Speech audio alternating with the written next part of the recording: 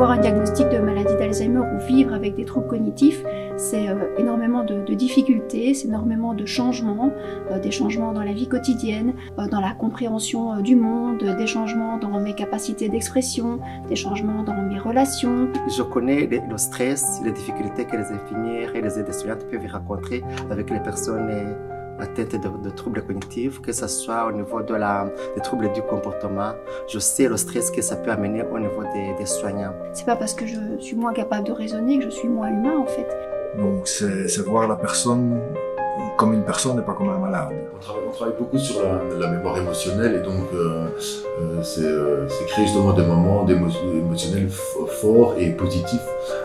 C'est une mémoire, la mémoire émotionnelle, c'est une mémoire qui fonctionne encore très très longtemps. Et donc pour nous professionnels, c'est vraiment important d'être conscient de ce besoin d'être en relation.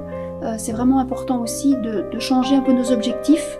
Notre objectif, c'est plus vraiment l'aboutissement, mais c'est tout le cheminement. Si moi j'étais à la place de ces gens-là, j'aimerais bien qu'on prenne le temps pour moi. Ne pas plaquer notre objectif sur le patient. Se dire que c'est ce qu'elle souhaite qui compte, cette personne. C'est quoi un quick win? C'est une action que je peux mettre en place très rapidement et qui va aussi très vite m'apporter des résultats. Un quick win, c'est vraiment un gain rapide que je peux mettre en place dès demain ou dès tout de suite, là, quand je suis de retour au boulot. Moi, j'aime bien faire des blagues parce qu'on devient.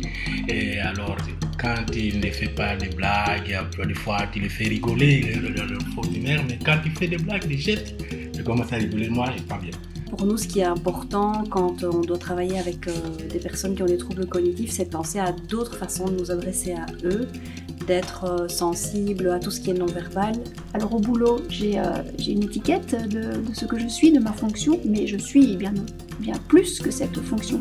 Et donc créativité, c'est aussi aller chercher en moi d'autres ressources que celles peut-être qu'on attend dans l'institution et les mettre au profit de la relation avec la personne. Tu lui donnes un peu la joie de vivre, tu partages la joie là avec eux.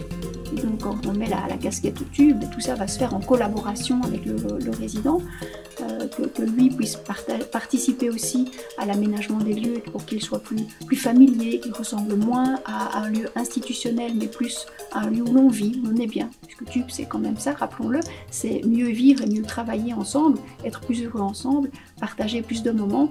Et donc pour permettre ça, il y a tout un travail structurel à mettre en place.